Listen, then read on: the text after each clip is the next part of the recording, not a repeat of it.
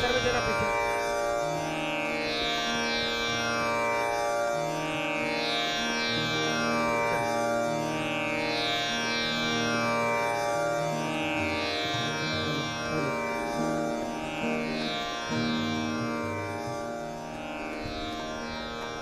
Ready?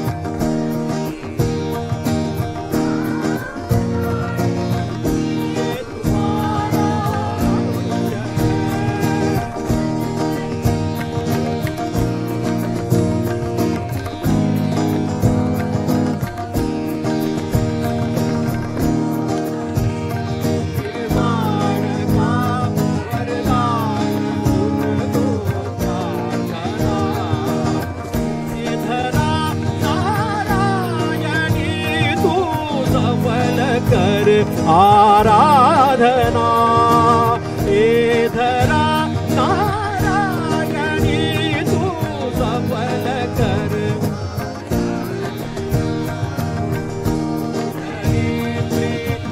जन्मदाते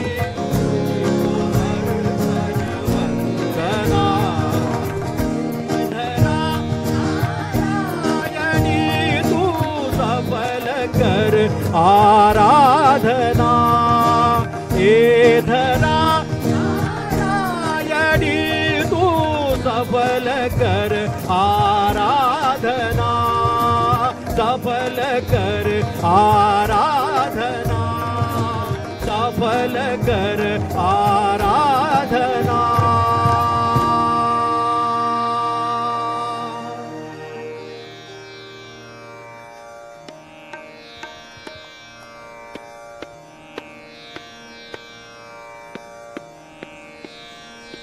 जोरदार टाळ्या होऊन जाऊ देत या मृदा वंदनेसाठी.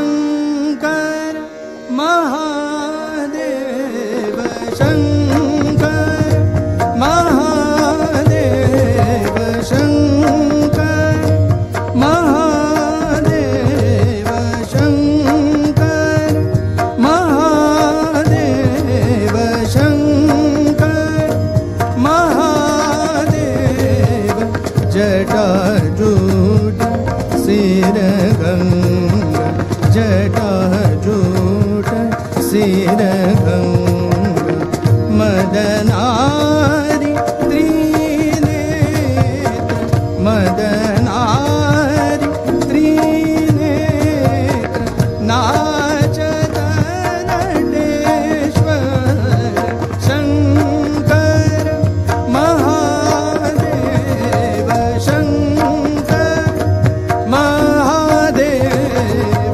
Shankar Mahadev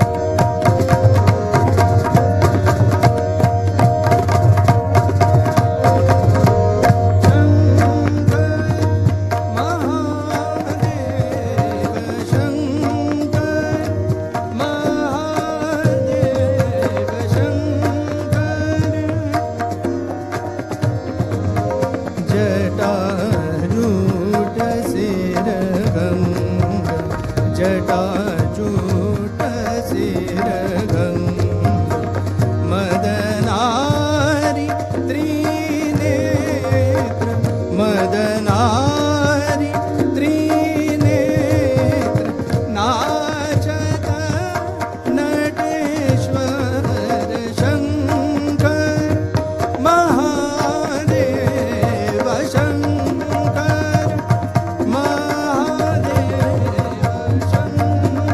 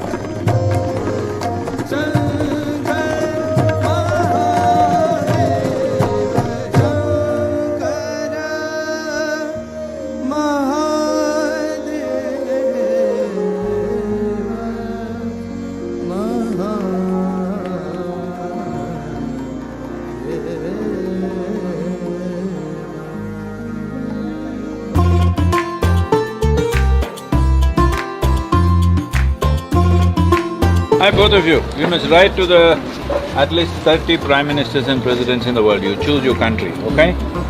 Get it? Write an email and post it to them.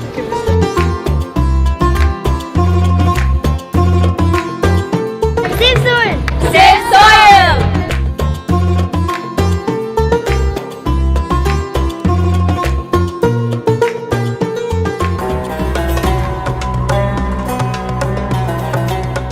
We're riding from Bahrain, Manama to Abu Dhabi 930 kilometers, which means probably we'll have to ride the whole night, most probably a full night ride. But already sand, minute particles of sand is in every pore of my body. It's quite a job to get these things out. If you wear protective gear, it gets too hot. If you don't wear, sand particles are getting into me completely. I hope it doesn't get into my heart and make my heart into a desert. No such chance, don't fear that. Here we are in the Saudi desert, sand, sand and sand everywhere. How to make this soil? A lot of work. Safe soil, let's make it happen.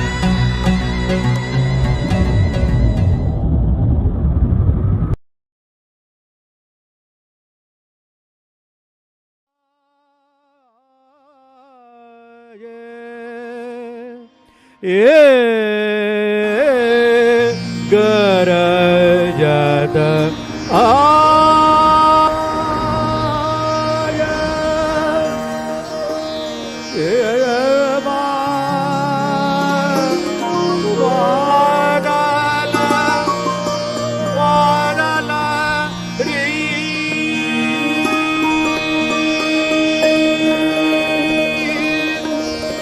बादलवा बरसन को लागे, बादलवा बरसन को लागे, बादलवा बरसन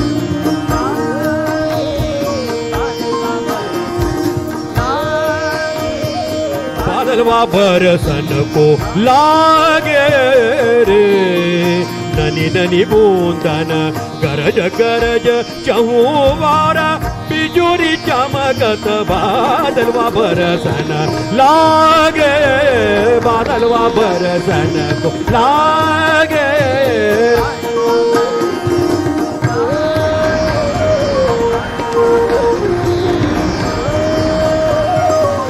बादलवा बरसन को लागे रे, ननी ननी बूंदन गरज गरज चहुवार बिजुरी चमकत बादलवा बरसन लागे, बादलवा बरसन को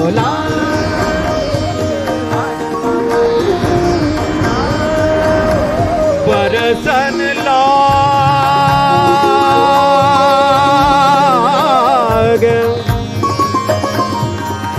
बरसन लागे बादलवा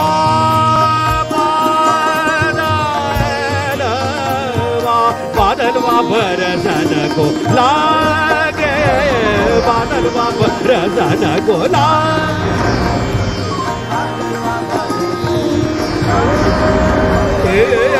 बादलवा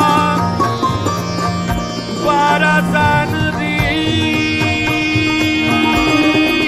कोयलिया कूक सुनत कूक उठत छजिया चुवत कलना परत पिया बिना पिया पिया पिया गर जय बादलवा बरसन लागे, बादलवा बरसन को लागे, बादलवा बरसन को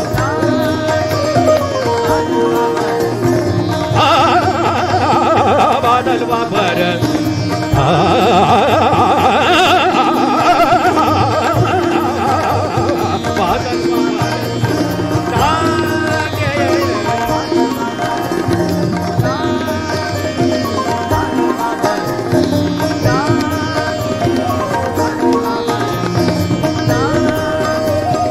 बादलवा बरसन को लागे, ननी ननी बूंदन गरज गरज चहुवार बिजुरी चमकत चमकत बादलवा बरसन लागे, बादलवा बरसन को लागे, बादलवा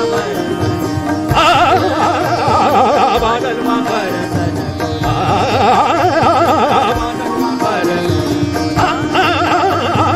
बादलवा बरसन को लागे, बादलवा बरसन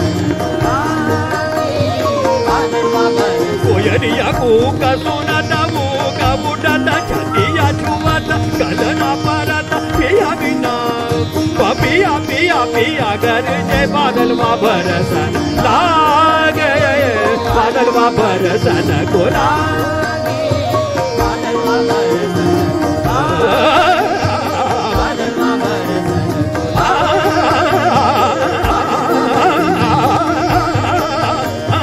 बादलवा बरसन को लागे, बादलवा बरसन को लागे, बादलवा बरसन को लागे, बादलवा बरसन को लागे, बादलवा बरसन को लागे रे।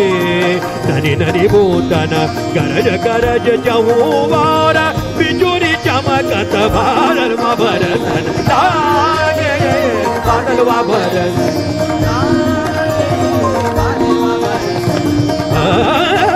बादलवा बरसन को लागे, बादलवा बरसन, बादलवा बरसन, बादलवा बरसन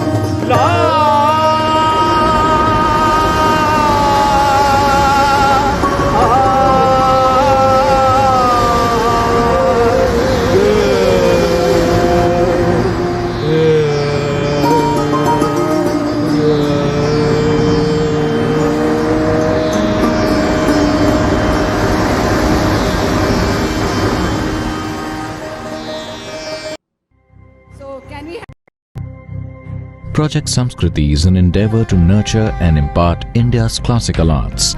Designed by Sadhguru, it offers programs to learn powerful chants, music, Bharatnatyam and Kalaripayattu, an ancient martial art form conducted by the rigorously trained students and alumni of Isha Samskriti. The art forms are imparted in their most profound form as possibilities for inner growth and transformation. Project Samskriti is not today's idea, it's been in incubation for nearly 25 years. So this is an effort not to save the art form alone, but to bring up humanity to a higher level of existence within themselves.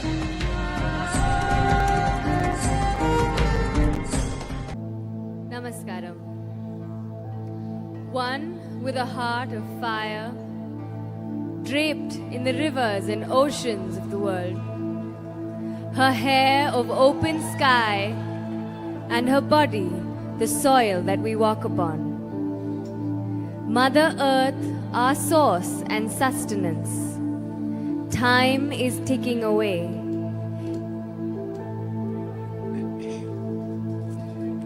To build our lives, our comforts, our luxuries, we have ignored her call, her plea. As her children, we suffer the consequences of our actions. Time is ticking away. It's time to reinvigorate and celebrate this mother who has birthed us, fed us, and one who will embrace us into her bosom in our death.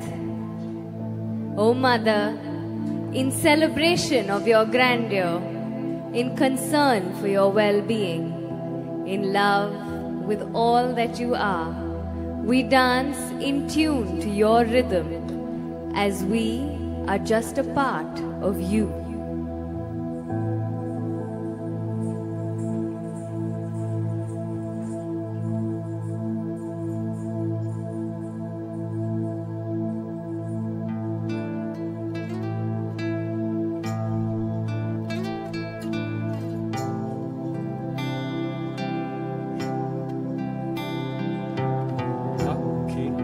Takka, dimmi, takki, takka, dimmi, takka.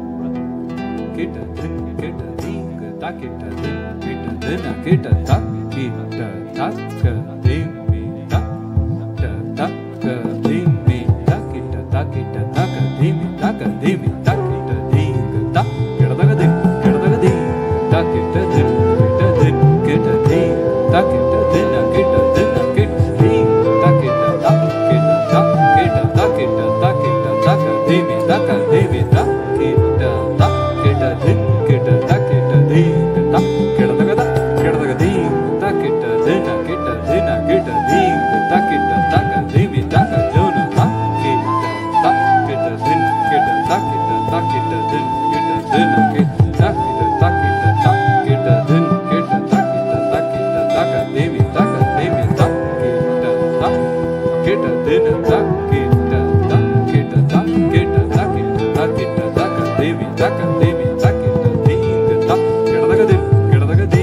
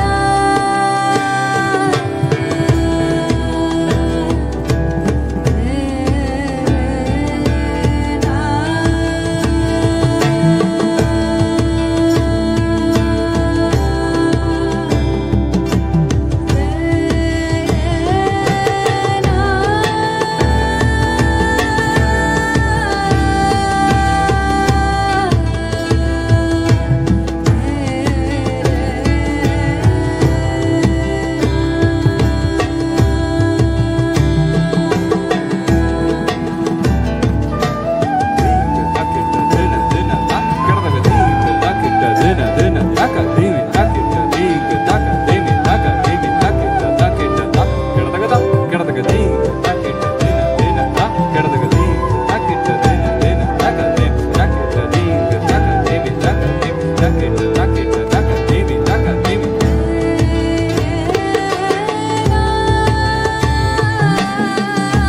takita dina kita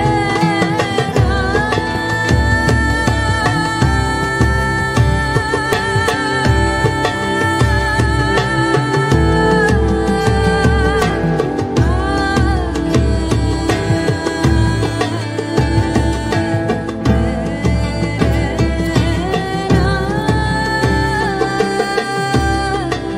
kita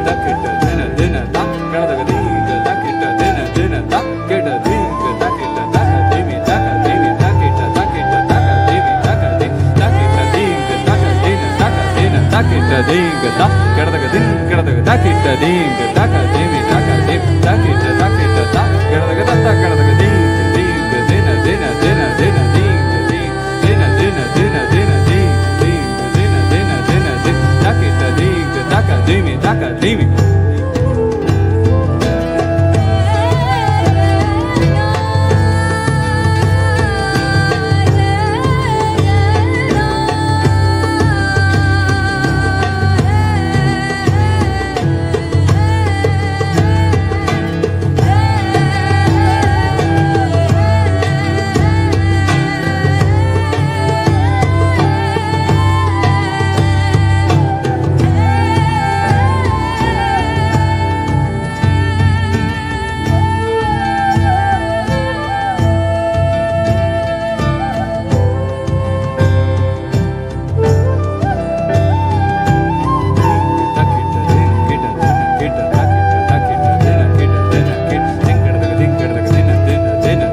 takita takita taka dimi taka dimi takita ding taka dimi takita takita takita taka dimi taka dimi takita ding taka dimi taka jona takita ding taka dimi taka jona takita takita dina kita dina kita ding takita dina kita dina kita ding takita dina kita dina kita ding takita dina kita takita ding taka dimi takita ding takita ding takita dina kita dina kita ding dina dina dina din ding takita dina kita takita ding takadim takadim takita ding takadim takadim takita ding takadim takadim.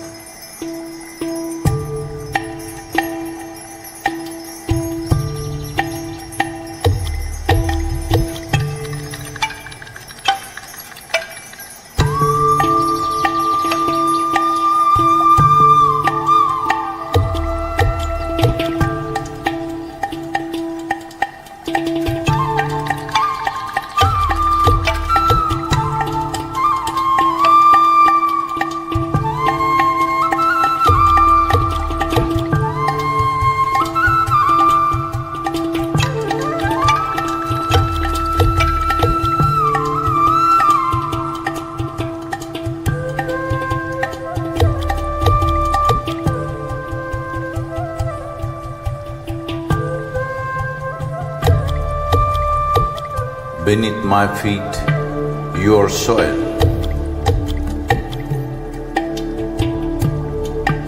When you rise, you become a tree. Again, you fall as a leaf. Who are you?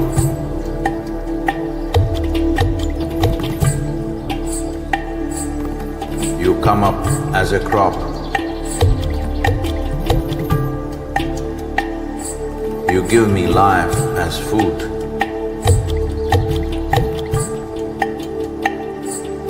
Whether I am alive or dead, you are the only refuge.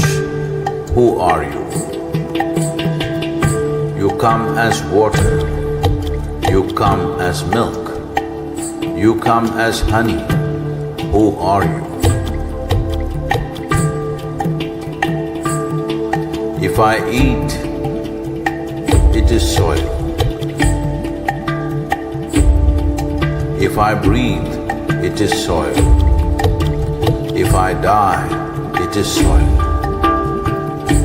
O my mother, who are you?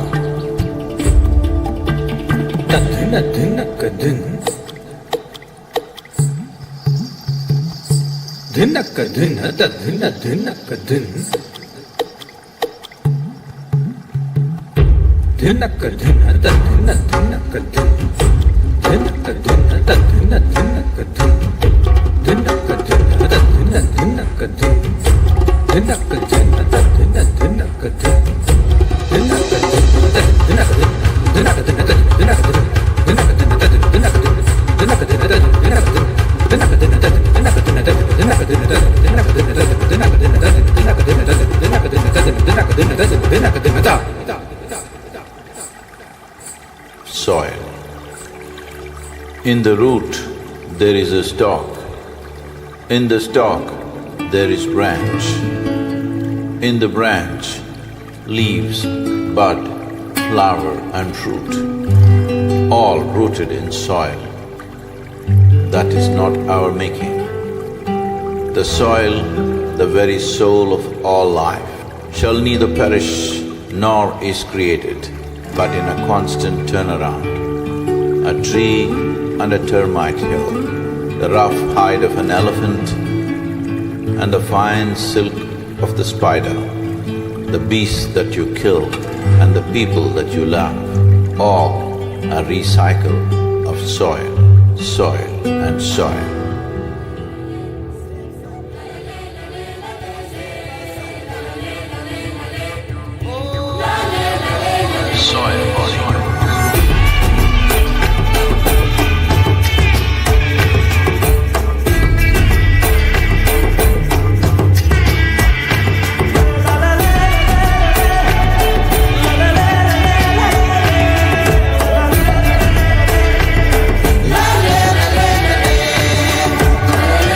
The magic of soil is it turns death into life.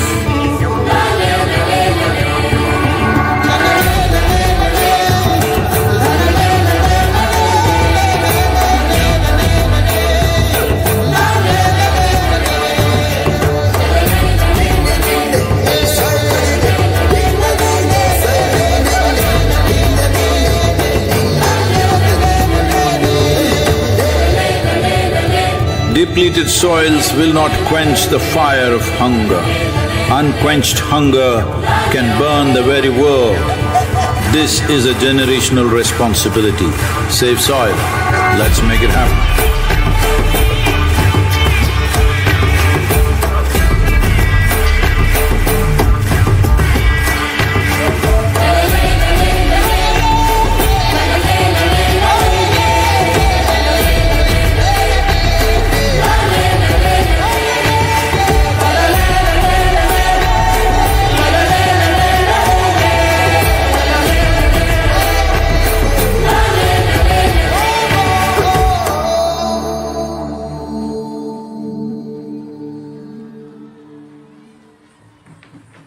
That was a wonderful performance indeed. So big round of applause for Sanskriti and the cause that they bring forth. So now we move on to take a glimpse of a small video. We know that Sadhguru speaks of a conscious planet, and the Save Soil movement is an effort to save our planet and our soil. As occupants of this planet, we all share a very larger responsibility to keep this soil and the planet alive. To see this, we will now see the Science of Soil video. We are talking about climate change, carbon emissions and global warming and various other aspects, but we are not addressing soil. Soil is the habitat upon which zillions of lives thrive. Once there is no richness in soil, then you have forsaken the planet in many ways. Every responsible scientist in the world and the UN agencies are clearly saying we have only 80 to 100 harvests left. That means approximately 45 to 50 years of agricultural soil left on the planet. By 2045, we will be producing 40% less food than what we are producing right now, and our populations will be 9.3 billion people. The food shortages that could manifest in the next 25 years, the consequences of that is unimaginable. Civil wars will unfold across the world once there is food shortage. What we are facing now is soil extinction. Why is soil becoming extinct? Where is it going away? What is happening to our soil? We must understand, if you add organic content to sand, sand will turn into soil. If you remove all organic content from the soil, soil will become sand. In normal agricultural soil, the minimum organic content should be between 3 to 6%. The most minimum is 3%. At least this minimum to keep the soil alive, to keep the soil as living soil is a must. Agricultural soils across the world, the depletion is so heavy, in most countries, more than 50% of the topsoil is already gone in the last 100 years. The nutrient levels have dropped significantly. The level of micronutrients you would get from your food in early 20th century to what you are getting from the same food now has dropped 90%. If you ate one orange in 1920s, what you got from it, now in 2020, if you have to get the same, you will have to eat 8 oranges. This is what we have done to our food. Soil is the biggest ecosystem on the planet, and so few people know anything about it.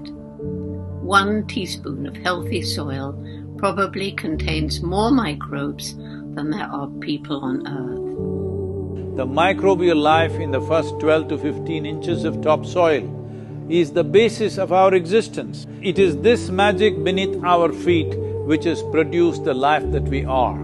This first 12 to 15 inches of soil is the basis of life for 87% of life on this planet, including you and me. We have to begin to recognize that what we call our soil, Mother Earth, is a living organism. Open soils, ripped open by ploughing, open to sunlight, is the basis of destruction of microbial life. So the focus should be on agriculture, the focus should be on seeing that land is under shade as much as possible, some kind of shade, grasses, herbs, bushes, trees. Conscious Planet is launching Save Soil movement to bring about a policy change to regenerate soil. As a part of this, I'm 65 and I'm riding 30,000 kilometers, a lone motorcycle journey, 30,000 kilometers across 24 nations to activate support from the citizenry to assure the governments long-term investments will be appreciated. So it's extremely important that soil regeneration is enshrined in the policy of every government on the planet.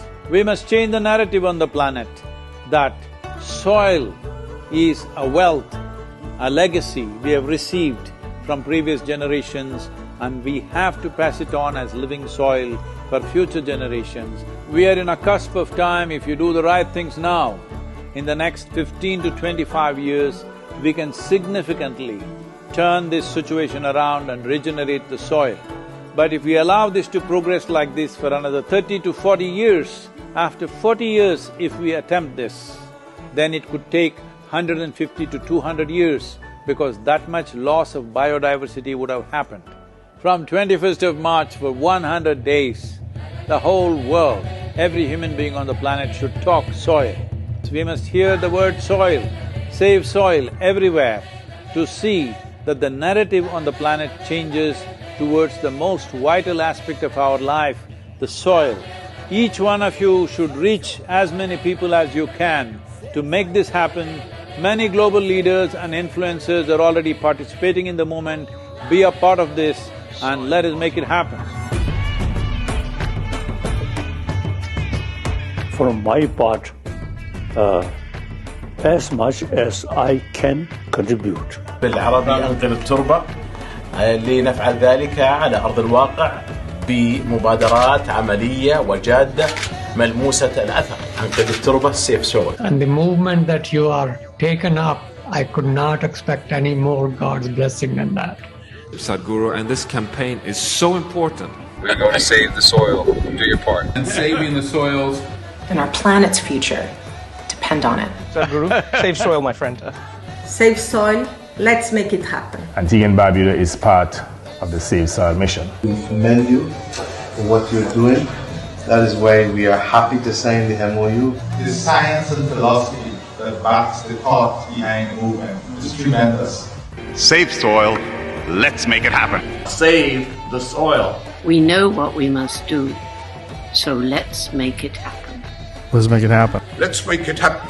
Let's make it happen. Let's make this happen. Let us make it happen. Let's make it happen. Let's make it happen. Let's make it happen.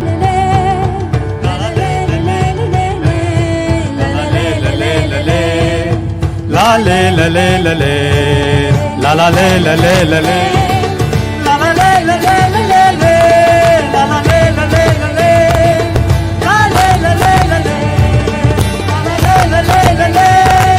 la la le la le la le, la la le la le la le, la la le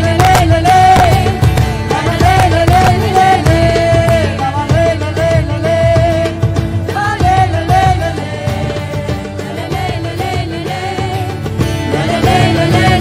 le la le la le,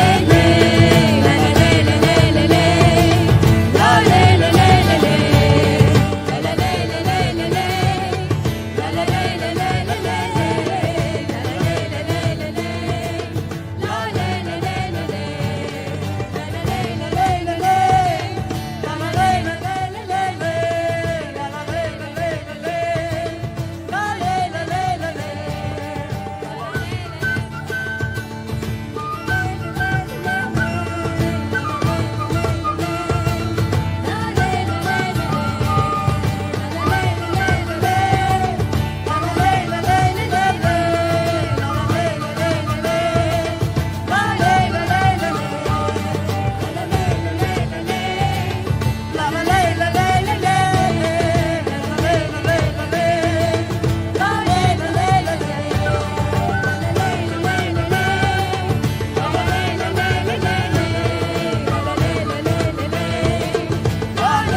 la le, la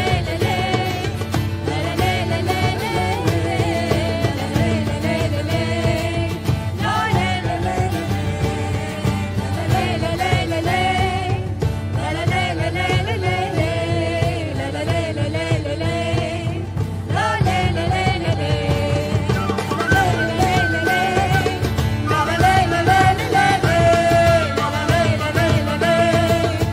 la le la le.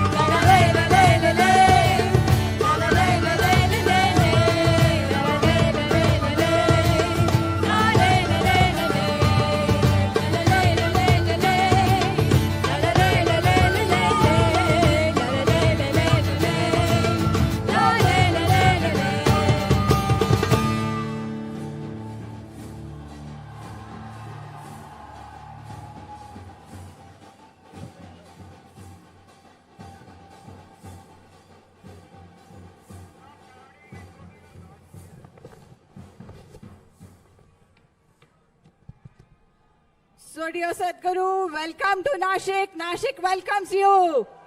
Let's say save soil.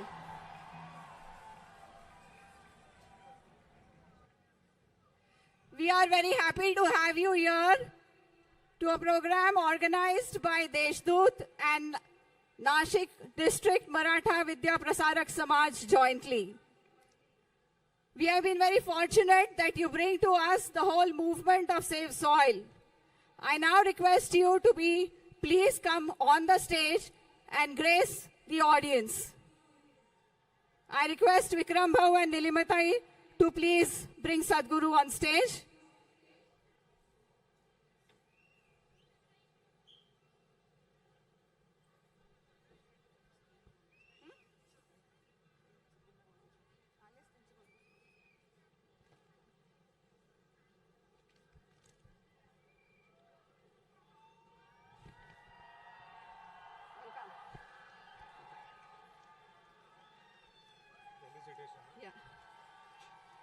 On behalf of Nashik, we would like to felicitate Sadhguru. So I request Janak Bhau to give him what we call as a tradition of Maharashtra. Maharashtra is known, Sadhguru, for the Maratha regime and the courage and valor of Maratha regime. So we present you the pagdi, which is the Peshwai pagdi depicting the Maratha regime.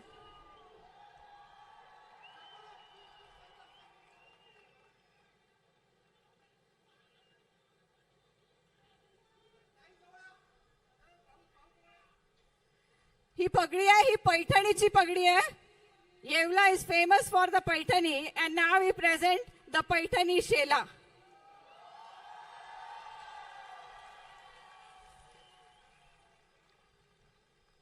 Thank you so much, Sadhguru. And now we present the Paithani Shela.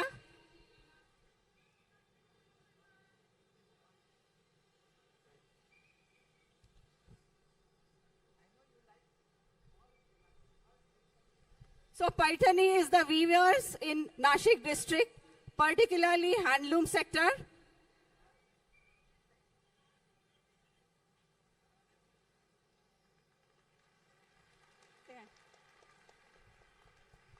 Nashik is also a city of flowers and the fragrance of Nashik.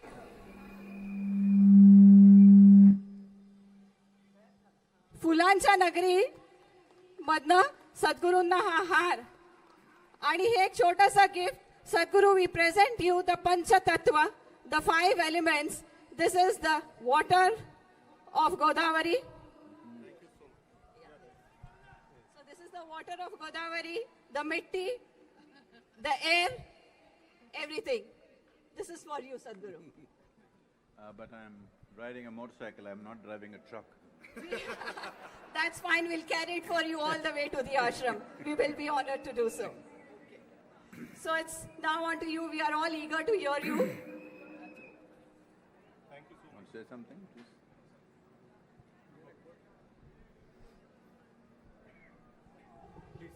No, I'm okay. नमस्कार नाशिककर. आपण एक भव्य सोहळ्याची अनुभूती घेत आहोत. नाशिकमध्ये ईशा फाउंडेशनचे सद्गुरू आले आहेत, ही खूप महत्त्वाची बाब आहे. एकदा पुन्हा टाळ्या वाजवूया.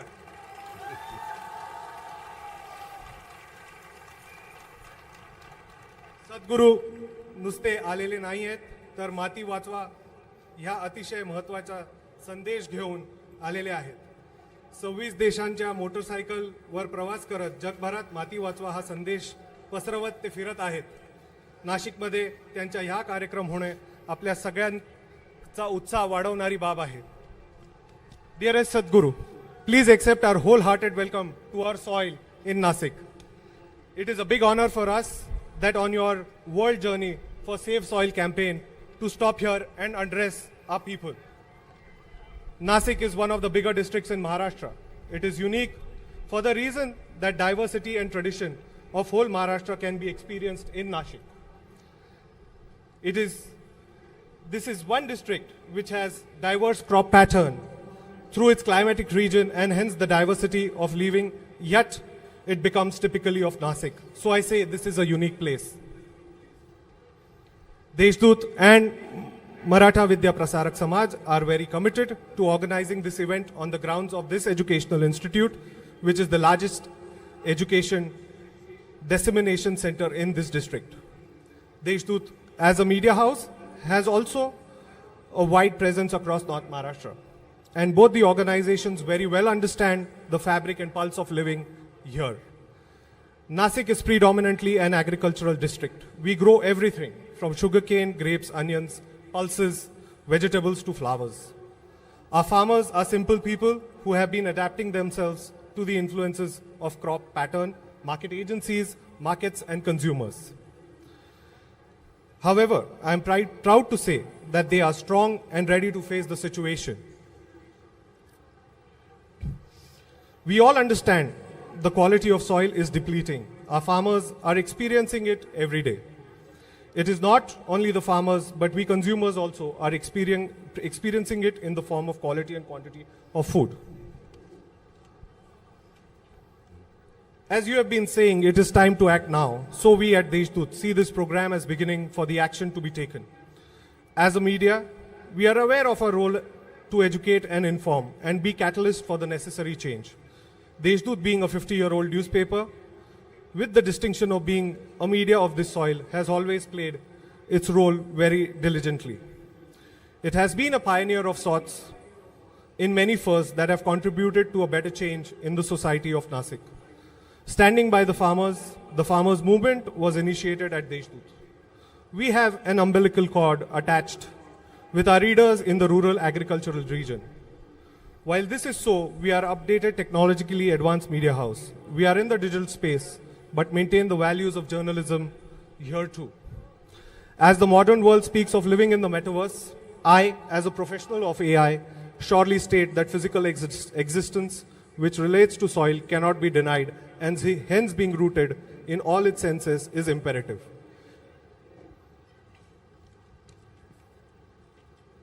Your efforts in diverting the world's attention to this very crux and convincing all the need of the hour are immensely appreciated. We all know, but all we do is discuss. We need a Sadhguru to make it happen. So I'm thankful to you for awakening all of us to ensure that our future generation can live better. Thank you once again for being here today. Thank you. Thank you. Thank you, Janak Bhau. Sadhguru, I know this is against a little of the protocol to say a thank you earlier, but we know that once you speak, nobody else will be in a frame of mind to listen to anybody else. So a small thank you from Nilimatai, breaking the protocol. ज्यांच्या नावातच वासुदेव आहे ते आपल्या सगळ्यांचे सद्गुरू, ज्यांना ऐकण्यासाठी आपण सगळेजण चातकासारखी वाट बघतो आहोत. आपण त्यांना यूट्यूबवर ऐकतो आहोत, व्हॉट्सअपवर बघतो आहोत, पण आज प्रत्यक्षात आपल्याला त्यांना अनुभवायचं आहे. 3 वाजेपर्यंत आपल्या सगळ्यांना खूप टेन्शन होतं, पण वरुण राजाची सुद्धा आपल्यावर कृपा झालेली आहे. त्याचे मनापासून आपण आभार मानले पाहिजे. मी जग्गी वासुदेव सद्गुरूंचे मनापासून स्वागत करते, आपलं सगळ्यांचं पण स्वागत करते आणि आपले आभार मानून आपल्याला नमस्कार करून थांबते. धन्यवाद. So over to you, Sadhguru.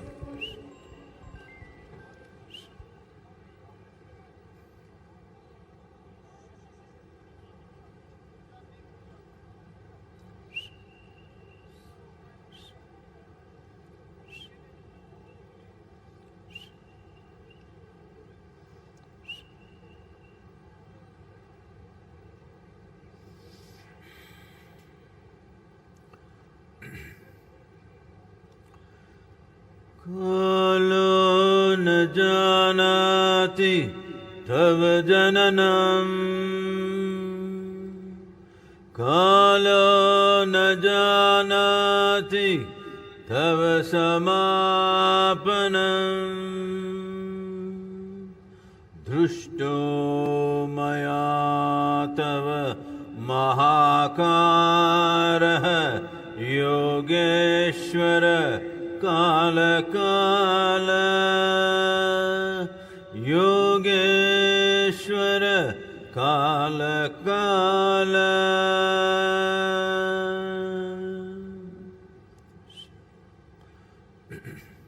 Namaskaram. Namaskaram to everyone. Hey, I said namaskaram.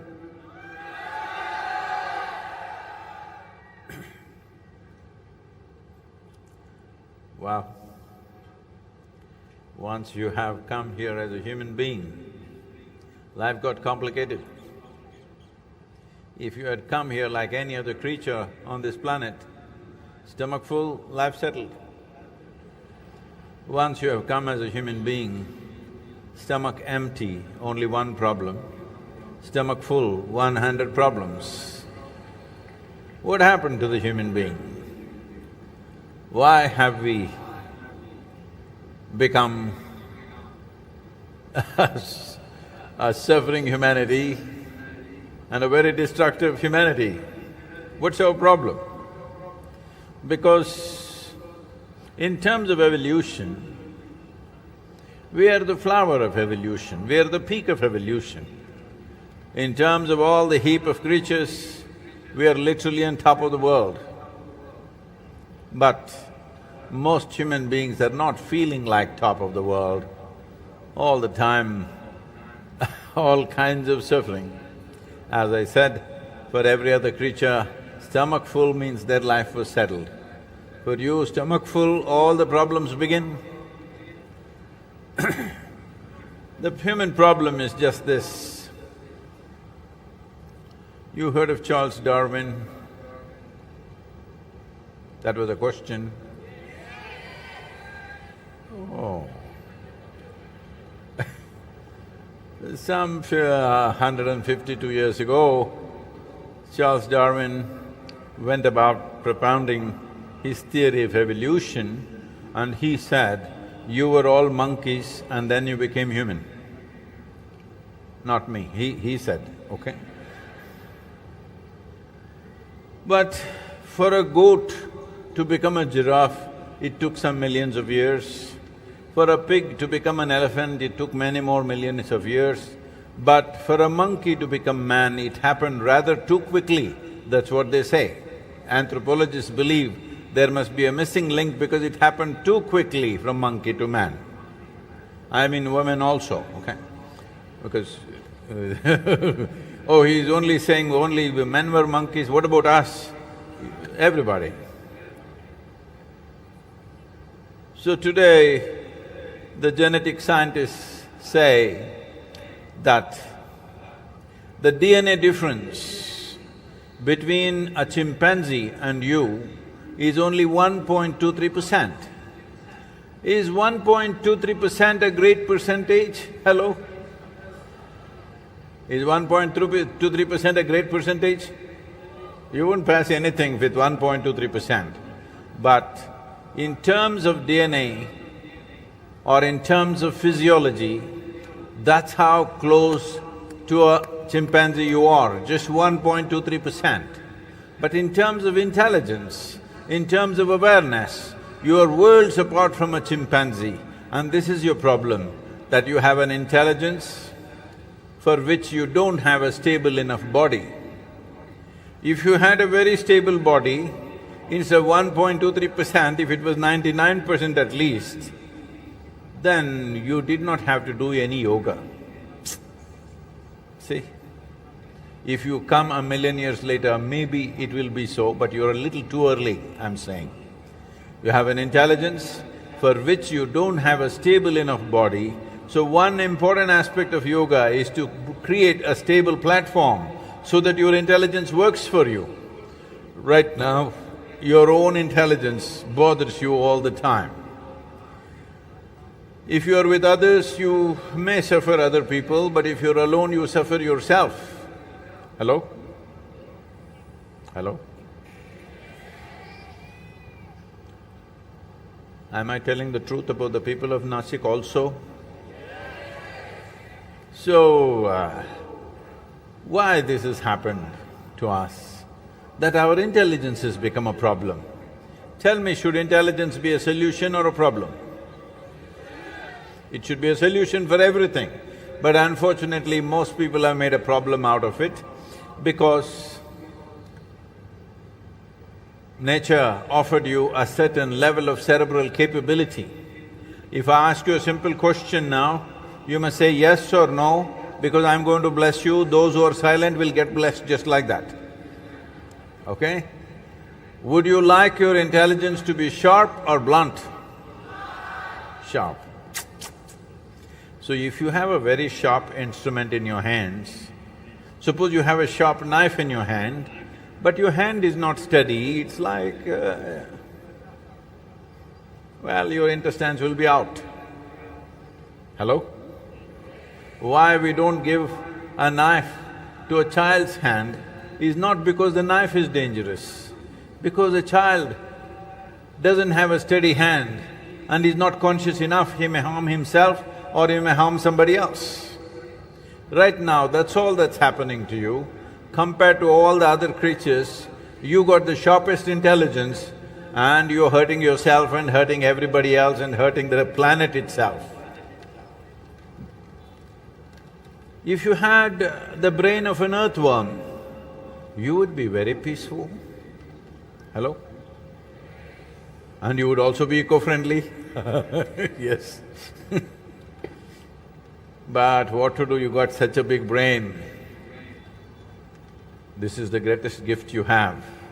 But unfortunately, you're using the sharpness of your intelligence to poke yourself all the time, sitting, standing, suffering your own thoughts and emotions. Your thoughts and emotions must always serve you, isn't it? Hello? But right now they work against you, simply they bother you. You can call it stress, you can call it anxiety, you can call it depression, you can call it by 1,000 different names. But essentially it's a case of your intelligence turning against you. Once your intelligence turns against you, there is no force in the universe that can help you. So this is in relation to one's personal suffering, and it is also in relation to humanity as a whole going through whatever they are going through and whatever they are doing to themselves and to others around them. Right now, in terms of soil, we have done this to ourselves, that in the last 70 to 100 years' time, over 50% of the world's topsoil is gone. What topsoil means is, the first 15 to 18 inches of the soil, this is the cream of this planet. This has zillions of life forms within it.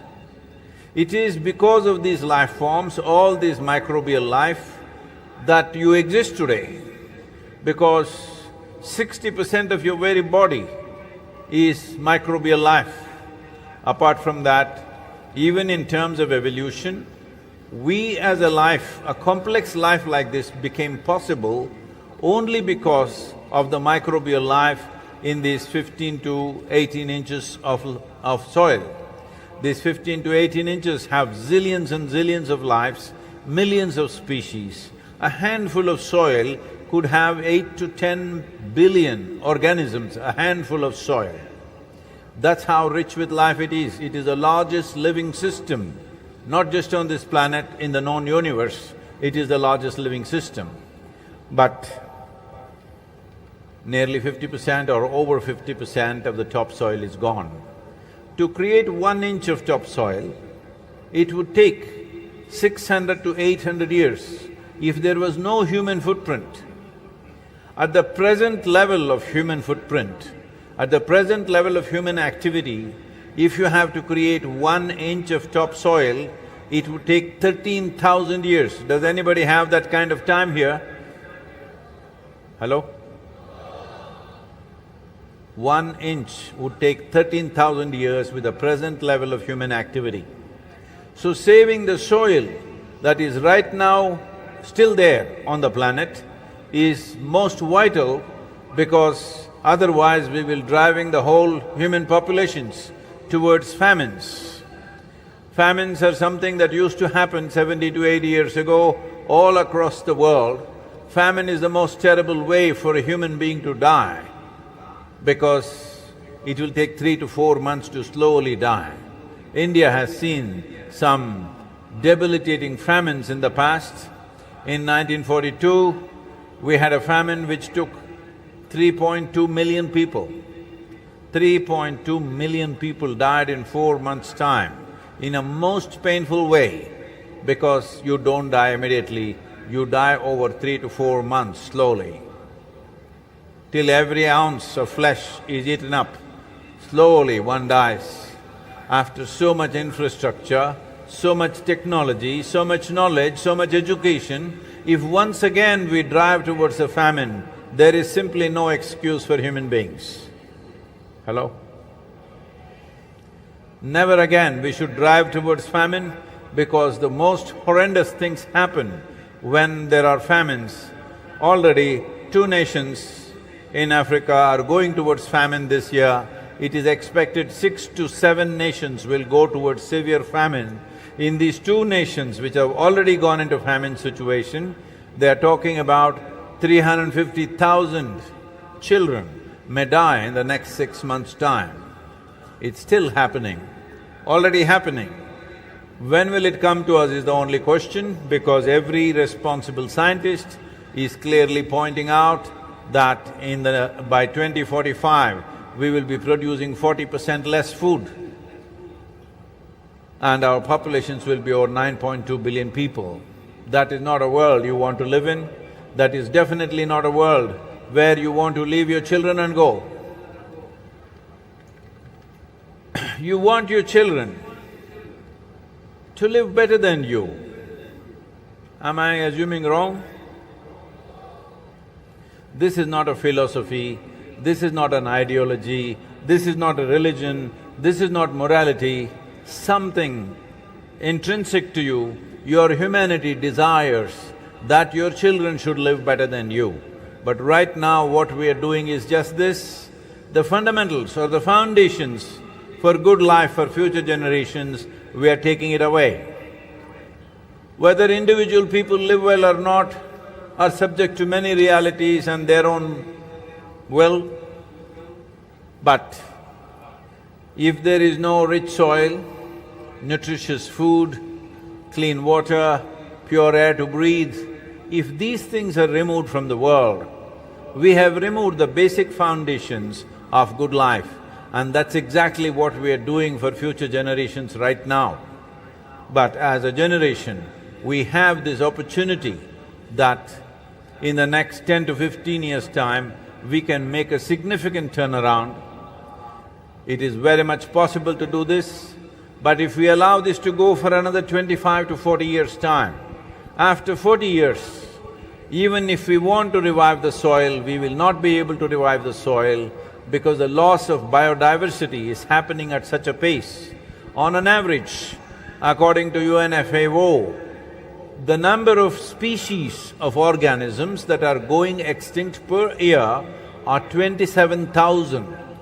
Yes, you heard it right. It is 27,000 species are going extinct per year. At this rate, it is sliding down. Somewhere in the next 25 to 40 years, it could start tumbling down. Once it begins to tumble, there's really nothing we can do. When it is sliding down, we can stop the slide and we can also push it up. It's very much possible with concerted effort, with the needed policy in the government. I'm insisting on policy because if you do something good, I do something good, it's not good enough right now. Because it has to come into the policy, because there is no policy as to how agriculture soil should be maintained. We need to understand that soil is not our property. It's come to us from previous generations. We must pass it on as a living soil for future generations. This is a fundamental responsibility. See, for example, in this city, I'm not familiar with your city, is there an old part of Nashik somewhere? If you go to the old part of Nashik, I have not seen that place, but this is true with almost every old city, houses would be built wall to wall without a concept of a window. You have such places. But today, if you want to build a building in this city, if you have 10,000 square feet of land, you cannot build 10,000 square feet. They will allow you to build 6, 7, 8, whatever number of square feet. You have to allow some space for yourself, your neighbor. That's a must. If you build more, they will demolish it. But if you have 100 acres of land You can plow every inch of the land, and in 10-15 years you can make a total desert out of it, but nobody will ask you, why have you done this? Because there are no laws to tell you.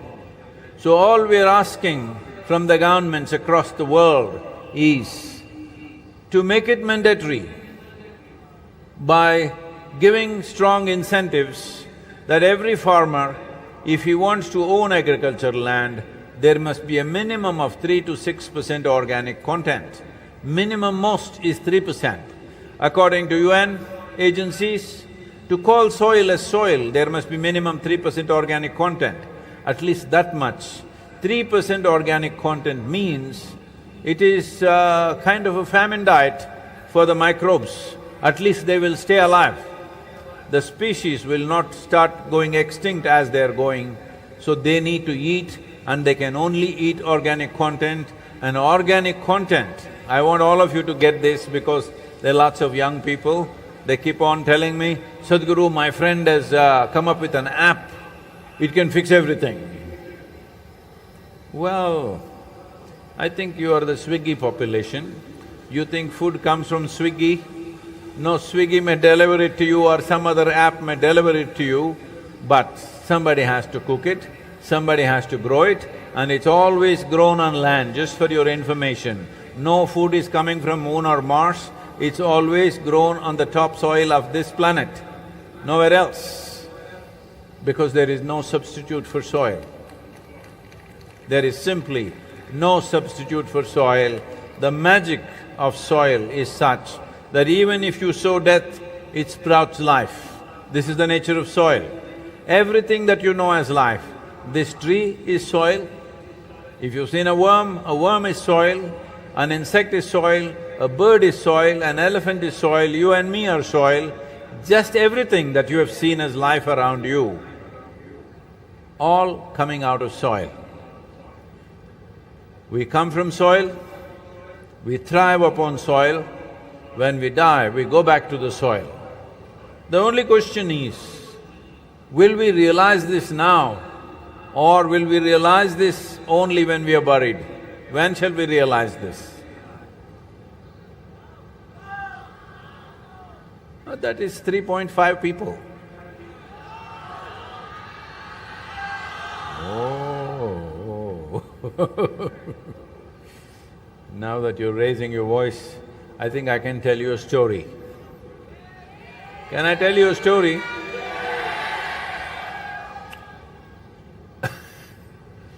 See, I've been talking about soil for last 30 years. And whenever I speak about this to various ministries, bureaucrats, leaders, some heads of state, everybody says, Sadhguru, this is great, what you're saying is very beautiful, this is really fantastic what you're doing, and they'll go to sleep. Are you also that kind? So, you must understand this. Let me tell you a story. This happened once upon a time. Come on, you can't tell a story to this kind of people. When I say once upon a time, if I say once upon a time, you say, aha. Once upon a time, Shankaran Pillai had 3 children. He had 3 sons. One day he called them and said, you good for nothing fellows, you must do something good in your life. The 3 boys asked, Father, what is good? Am I getting the pronunciation right? We don't know what is good. How do we do good, Father? You good for nothing, you must do good things. But Father, we do not know what are good things. Then he said, go do something good, go out and do something good. Just help one old lady to cross the street, something like that, do something. So the boys left. In the evening they came back. The eldest one came and Shankaran Pillai asked, Did you do something good today? The boy said, yes, father, as you said, I helped an old lady to cross the street. That is very wonderful, my boy. After some time, the second one came. Did you do something good? Yes, father, as you said, I also helped an old lady to cross the street. Oh, you also got an old lady to cross the street? He asked my third boy came and he asked him, what did you do? Did you do something good? The third boy said, I helped an old lady to cross the street. Shankaran Pillai said, what? All three of you found an old lady to help her to cross the street? There were three old ladies like that? No, father, not just three of us, even our cousin, Ramu also we invited. Together we helped one old lady to cross the street. You fools, good-for-nothing fellows, you need 4 people to help an old lady to cross the street. Oh, father, you don't know, these old ladies are so stubborn, she wouldn't cross. You can't help somebody who doesn't want to be helped, hello? It's very important, as a generation of people, we need to understand this, because everybody is thinking, what I saw was, in the last 2.5 years, I've been meeting so many agricultural ministries, environment ministries all over the world. As I spoke to them, bureaucrats, ministers, responsible people, scientists, everybody seems to know the problem. Everybody knows the general direction of the solution. Everybody knows the problem, everybody knows the solution. How come nothing is happening? When I thought about it, I realized they're all just waiting for an idiot to come and bell the cat. So here I am. You're clapping at all my problems, huh? So this is the whole problem, we think somebody else will do it. I want you to know there is nobody else, just you and me. Hello? There is nobody else. Nobody else is going to come from somewhere and fix our problems. This is our time on the planet, and it's a brief amount of time. If we do not do what matters to our lives and future lives, we will be a disastrous life. It's my wish that we should not become such a disaster. What do you say? We are not going to become a disastrous life. We definitely have a massive challenge in front of us. At the same time, we have a tremendous privilege that we are in that cusp of time, that if we act now, in the next 10 to 15 years, we can make a significant difference. And we can be that generation which turned back from the brink of a disaster, not a generation that walked into the disaster. If we walk into this disaster, that scientists are describing as soil extinction. The word extinction normally we use in association with dinosaurs and dodos, but now we are talking about soil extinction. If we move towards soil extinction, if we walk into that disaster, most of us here will not come out of it. That is the kind of disaster it is. Once food shortages happen, civilizations will collapse. Our very humanity will evaporate within a few days. I want you to just visualize and imagine this. In this city of Nashik, what's your population, huh?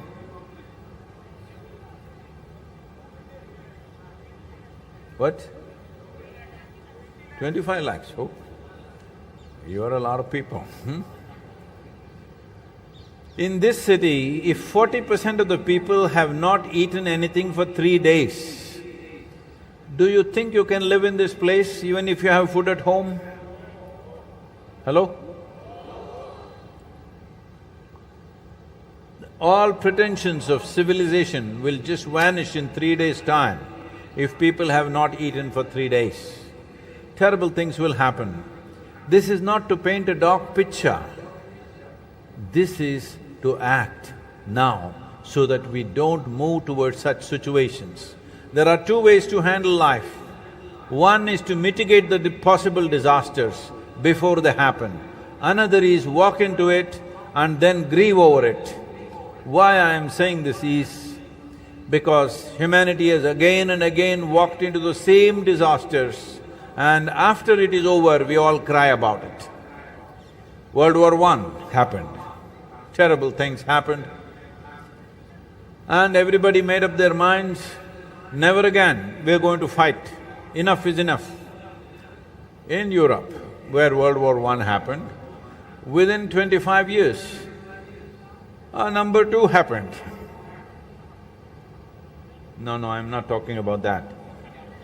I'm saying World War II happened. And it was worse, many-fold worse than number one World War or First World War. And after that we said we were never going to fight again, and we formed United Nations and this and that. Since then, how many wars? How many nations have been destroyed? How many millions of people have been killed? Still going on. And now we are talking about World War III as if it's a natural progression. If we fight two world wars, third must happen.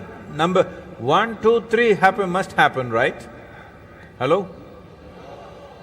For the kind of destructive capability we have, if we go into the Third World War, I don't know how many of us will come out of it alive, even if we are not a fighting force.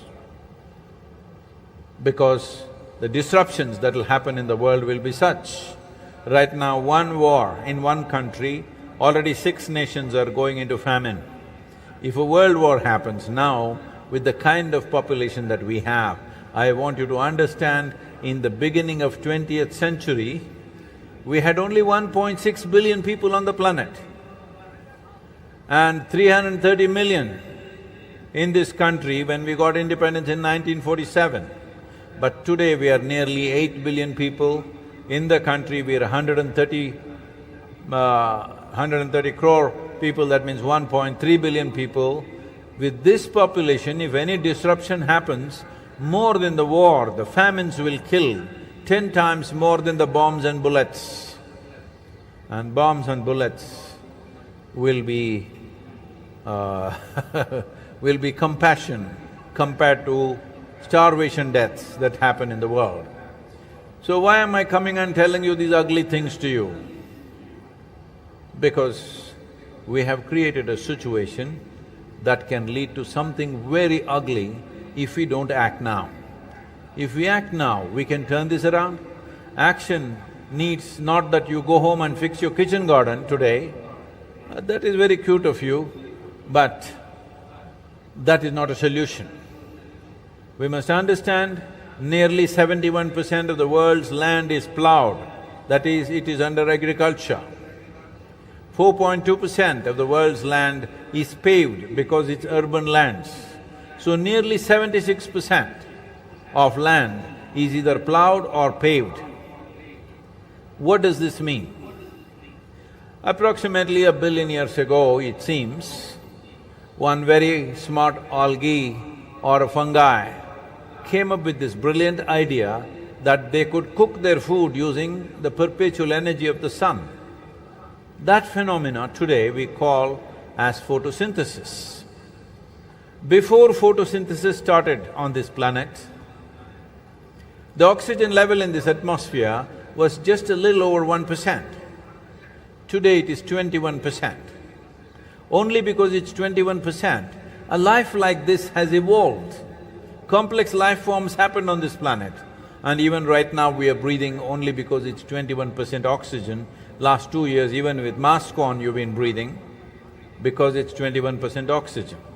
But in the last 1,000 years, we have removed 85% of the photosynthesis on the planet because land is largely plowed or paved. What is our plan, really? 67% of the vertebrate life on the planet has disappeared in the last 70 years. 82% of the biomass insects have disappeared in the last 70 years.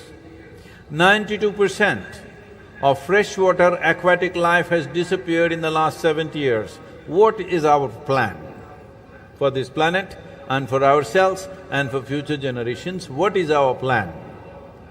Somewhere we think, if I have enough money in the bank, if I have gold in my house, I will be safe.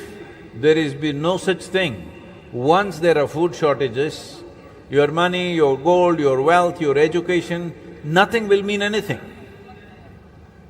We need to fix this, and it's possible to do it.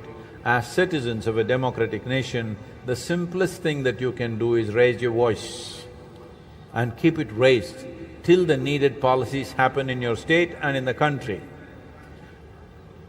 Because the central government does not have any geography of its own, it is all in the state government. Center will recommend, but states will have to promulgate their own laws, there'll be budgets involved and all this, so it needs people's support. Why it needs people's support is, in a democratic nation, we give a term of 5 years for the government.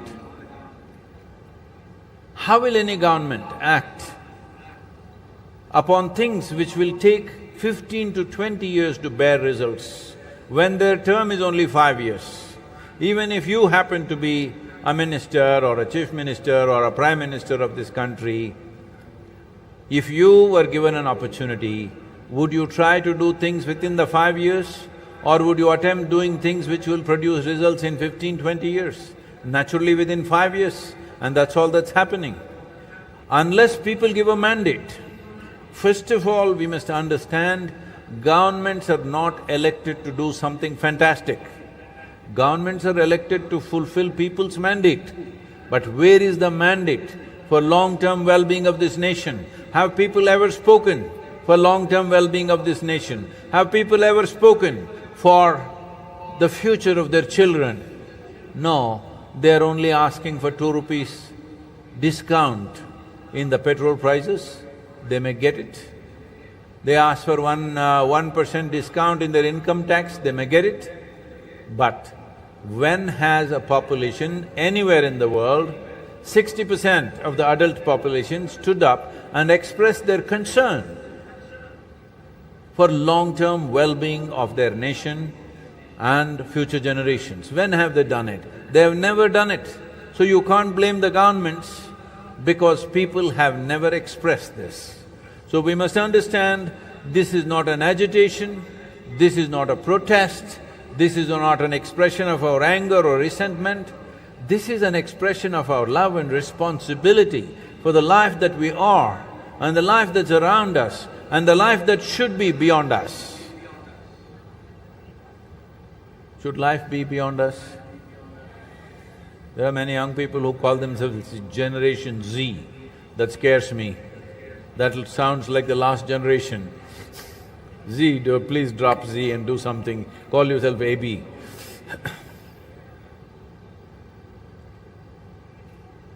So, the simple thing is just this, that people should express their concern and give this mandate to the government. Till now, today is probably 82nd or 83rd day, I've lost the number of days. Somebody else should compute this for me, somewhere around 80 days. 25,406 kilometers to Nashik. Right now my motorcycle is reading that.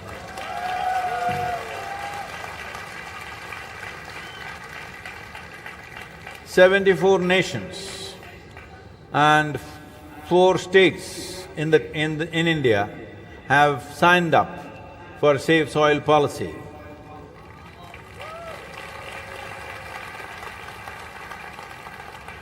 Over 2.7 billion people have spoken about soil since 21st of March.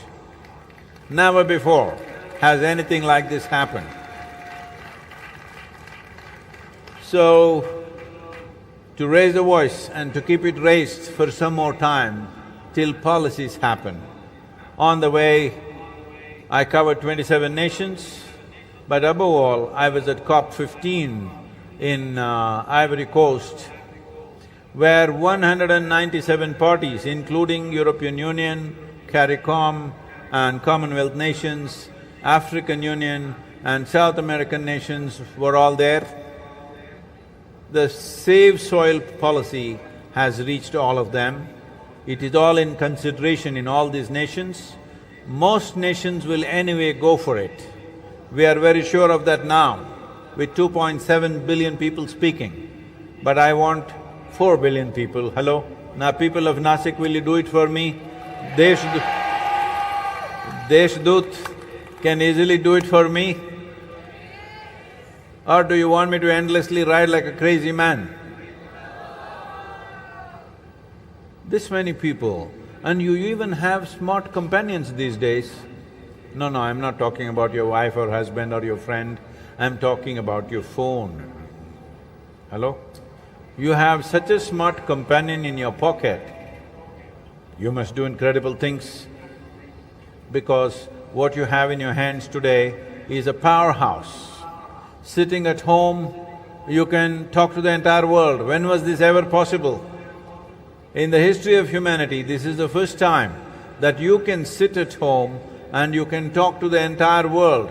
Never before such a thing was possible. Many great beings have come in this world, but when they spoke, hardly 10 people could hear them.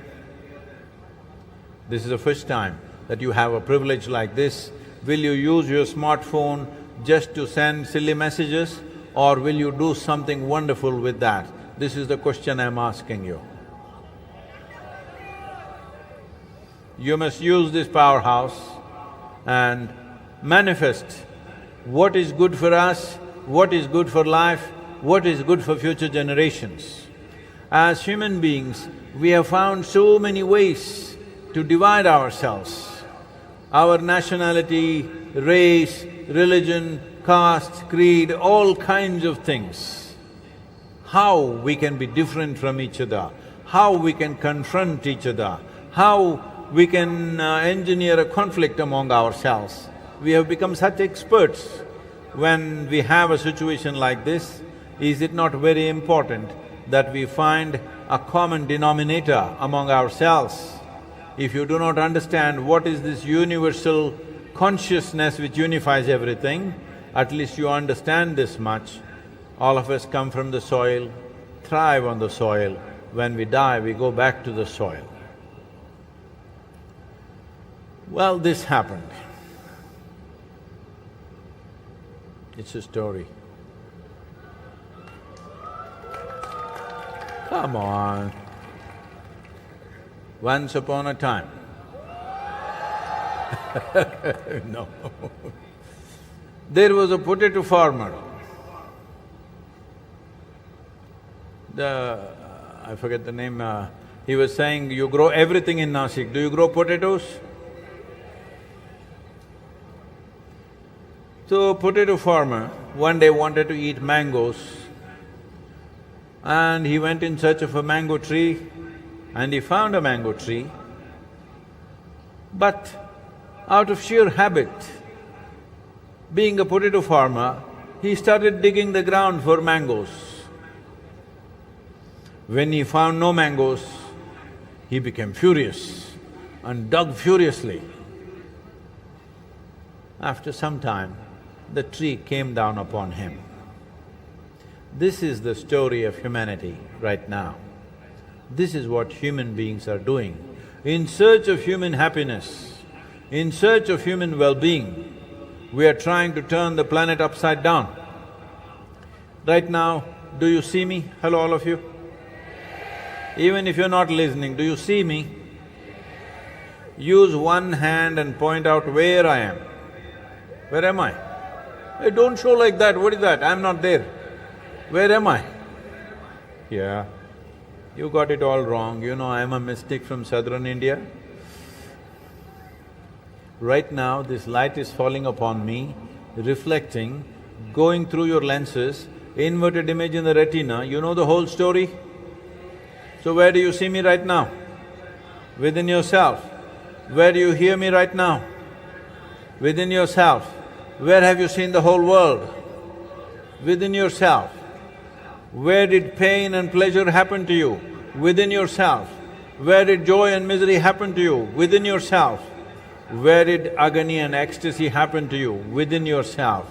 Anything that ever happened to you happened only within you. Or in other words, human experience is manufactured within you. what is manufactured within you, instead of manufacturing it the way you want it, you're trying to fix the whole world in search of human happiness. This is the basis of all the destruction. If human beings do not know how to be joyful, peaceful, blissful within themselves, somebody was saying that if you go some 1,000 or 1,000,000 light years away, it seems there are 300 planets which are just like planet Earth, some of them 10 times larger than planet Earth, and we can go there and live well in case this planet goes fut.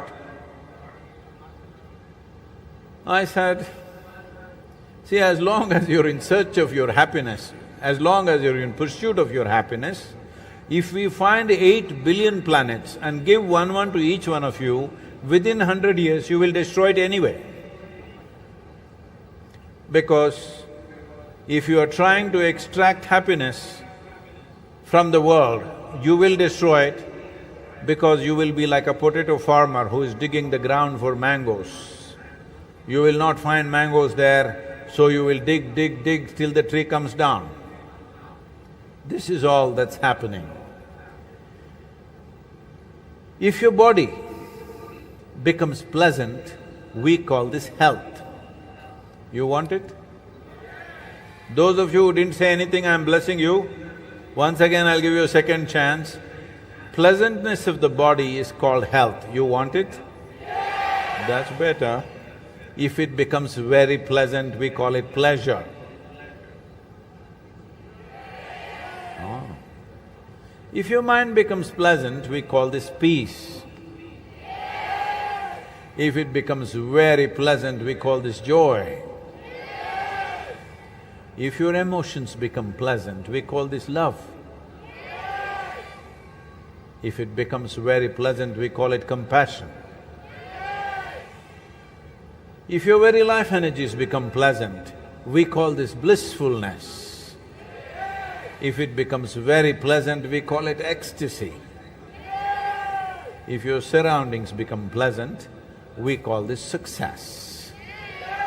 Wait.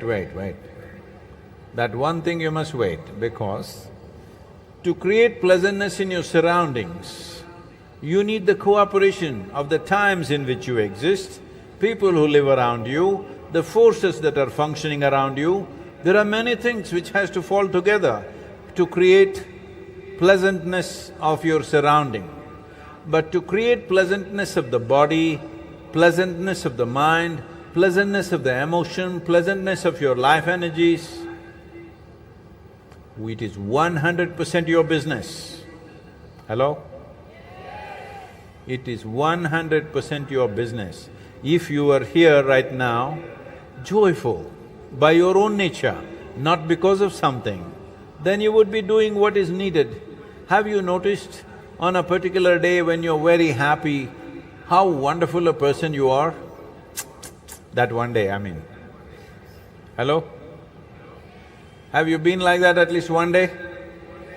You were so happy, you are so wonderful to yourself and to everybody because you're happy.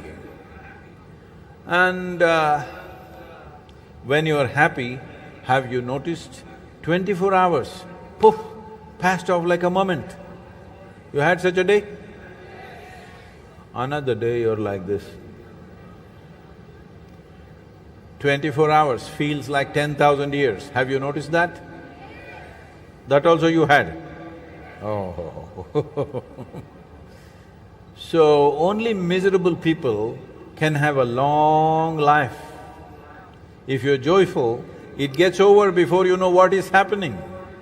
If you live an exuberant and inspired life, before you know what is happening, it'll be funeral time. But if you're miserable, it's a very long life. I was riding to Bucharest and we were supposed to get there by 7 o'clock in the evening, and there was a television interview. But because of road conditions and weather, extreme weather, I reached there around 11:15, but the television anchor and the team was still waiting. So I walked straight in. I had ridden for 9.5 hours. And I went straight into the interview and 1.5 hours this interview went on. So this anchor, after it's over, he's saying, "At this age, how do you do this? 9.5 hours you've been on the motorcycle, you come and speak for 1.5 hours and you're still fine, not in a rush to go anywhere?" And he 3 times said, "At this stage, at this age." I didn't like it. Hello? So even today from morning 10 o'clock we've been riding, we reached Nashik at 5 o'clock and I'm here at 6 o'clock. So, I said, "See, I've lived my life so intensely, I never had the time to get old." You need lot of time to get old, isn't it? You have to sit there and think yourself into old age. Otherwise, where is the time to get old? You live and one day you die. That's how life should be. Hello? Or you want to die slowly? No, that's a bad way to die. You're on and you die. That's good. Hello? Hey, you're all very nice, huh? Let me tell you a story because you're being so nice.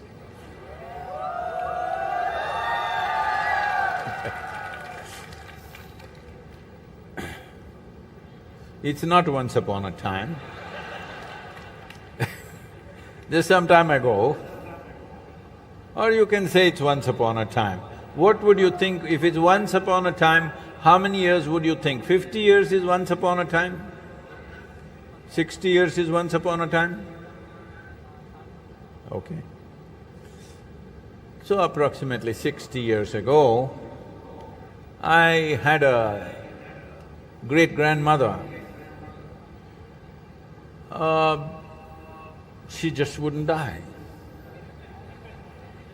She died at 113 years of age. She lost her husband when she was in her 60s. After that, she buried some of her children, some grandchildren, 1 or 2 great-grandchildren, but she wouldn't die. And she would laugh. If she laughed, it would shake the street. Like that, she would let off a hoot of laughter. Those days, in the society, women were not supposed to laugh loudly. Even now, you're not laughing, ladies? Hello? Still not laughing? You laugh.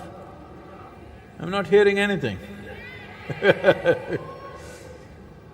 So, women were not supposed to laugh loudly. I really pity not the ladies, the men. How did they live with women who could not laugh? How do you go back to your home where there is no laughter?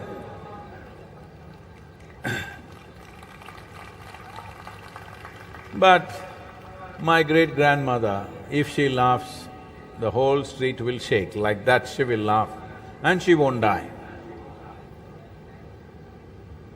She crossed 100, people thought, okay, this year she's going to die, next year she's going to die, next year she's going to die. She just doesn't die. So people said, she's a devil of a woman because she laughs so loudly and she doesn't die. When she was 67 or 68 years of age, after her husband passed away, she moved out to an agricultural land and built a temple for herself. For herself. No other deity there, she sits. So people further confirm she's a devil of a woman. But a whole lot of people would come to her just to meet her. She wouldn't give them anything, nothing. She just sits there and she laughs. People come and gather in hundreds just to see her and meet her. And my encounters with her is only during the summer vacation when we were spending 30, 40 days in my ancestral home. So some of the things that I saw her deeply impacted me, not at that time, much later on. So I was 4.5, 5 years of age. So in the morning, if they give her breakfast, first she will take it and feed the ants, sparrows, squirrels. More than 60% of the breakfast would be gone.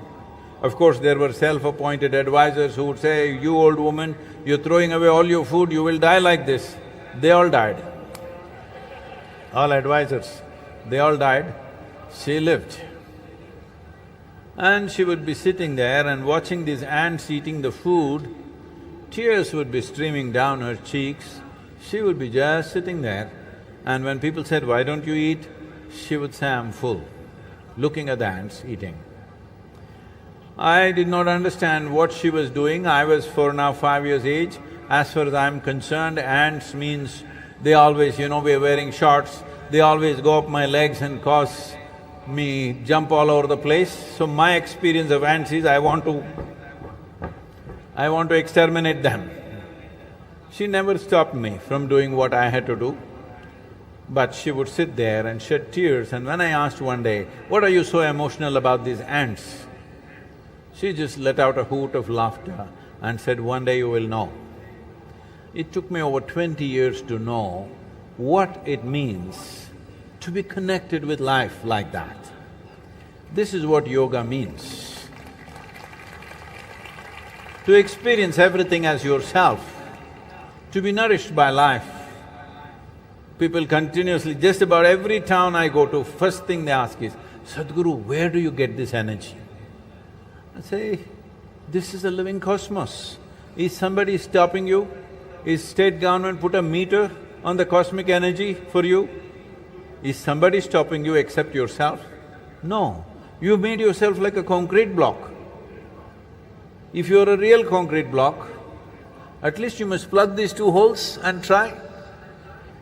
Hello? You're breathing, are you, everybody? Some of you are not saying anything. This is risky. Are you breathing? You must clearly say yes to yourself, not to me, because one day you shall not be breathing. Somebody will check like this when they say, "Hello?" It'll happen, one day you will not be breathing. Today we're breathing, we're alive. Is this the most important thing? This is the most important thing, because one day when this stops breathing, have you been to a funeral, have you seen some dead body? All of you have. That guy is like this. Hello, you've seen man, he always perfect position, he's like this. You go and tell him, "I have got 10 crores cash for you." He won't say anything. You say, "I have a mountain of gold for you. I have got you the most beautiful woman." Whatever. Because this is what your life is about. Once life is taken out of this, none of the nonsense matters. Hello? Because the only thing that you have is life. But right now, you are busy manufacturing your own world in your head, not even… these days not even in your head, it's on the phone screen. It's important that you must experience the life process. If you experience the life process, you would naturally be conscious of breath. Being conscious of breath means you're becoming one with the atmosphere. Hello? What you exhale, the trees are inhaling. What the trees exhale, you're inhaling. One half of your lungs are hanging out there, but you are not able to feel it. The day you feel it, do I have to tell you, don't cut this tree, do this, do that nonsense? You would anyway know what to do. When you eat your food, you're becoming one with the soil that you eat, that you walk upon, yes? So every day you are also doing yoga, because the word yoga means union, not twisting and turning. Yoga does not mean twisting and turning and looking like a leftover noodle. Yoga means you're plugged in to existence, because you cannot exist here for one moment without being plugged in to the creation and the source of creation. but unconscious. So if you're plugged in to creation, will you run out of energy? I'm asking you. Do I look like I'm going to die on the 82nd day? Hello?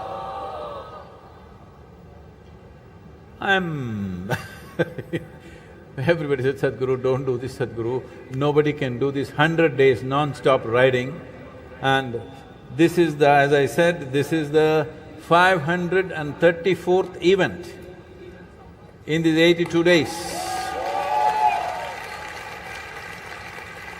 This is a suicide mission as far as others are concerned. But don't worry, I won't die. Not in these 100 days. I will die one day. Don't get alarmed. Oh, you're never going to die, Sadhguru? No, I will die, but not in these 100 days. This is very important. This is what yoga means. This is what this culture is about. This is what this land is about. That you don't live as an individual nonsense. You live as a universal existence. This is yoga. Every human being should live like this, connected to everything around. Then who has to tell you, save soil, save this nonsense, save that nonsense? All that would not be necessary. But right now it's necessary. Will you keep your voices up for next few months? We're not one day shouting when I'm here, really keeping it up so that the policies are formed. As I said, 74 nations have signed up. 4 states that we have passed through, Gujarat, Rajasthan, Uttar Pradesh and Madhya Pradesh, all of them are 100%. We are sure the same will happen with Maharashtra government. But the governments can commit, but without people's mandate, they cannot do it. People's mandate is needed. Will you get me 60% of the adult Marathis to speak about soil? Express your concern about soil. This is very important because this is our life, this is the life of our children, this is the life of future. Life does not mean just us, there are zillions of other lives. Only if all of them thrive, we thrive. Let me put it this way for you. See, tomorrow morning if all the insects on this planet die, within 4.5 to 6 years, life on this planet will come to an end, including you and me. If all the worms die, in 2.5 to 4 years' time, all life will come to an end, including you and me. If all the microbes die, it will end right now. But if all the human beings die, the planet will flourish. So let us not misunderstand as to who we are. Let us not overemphasize our significance of who we are. We are a consequence of every other life. They are not a consequence of us. Without us, they can exist. Without them, we cannot exist. This is the reality of our existence.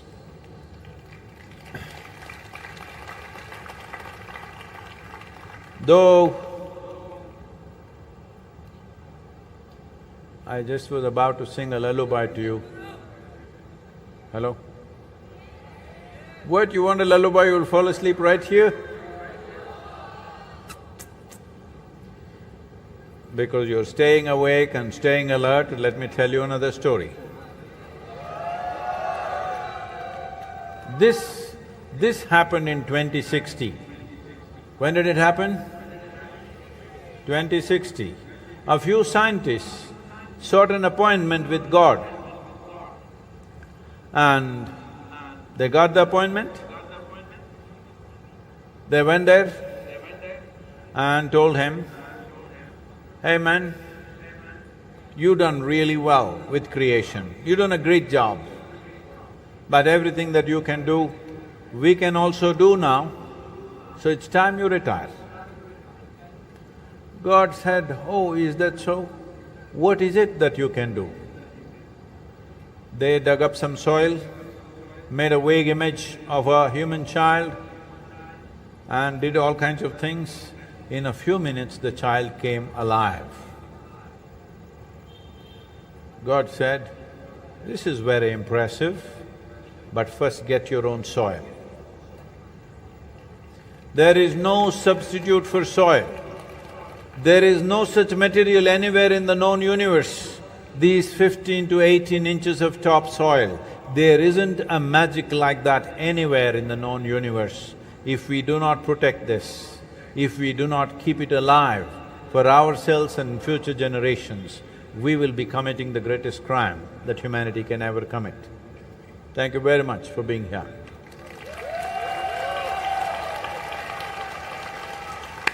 Stay with this is not my movement, this is not just my planet, this is our planet. Let's make it happen, save soil, let's make it happen. Let me hear it, 1, 2, 3, save soil. Let us make it happen.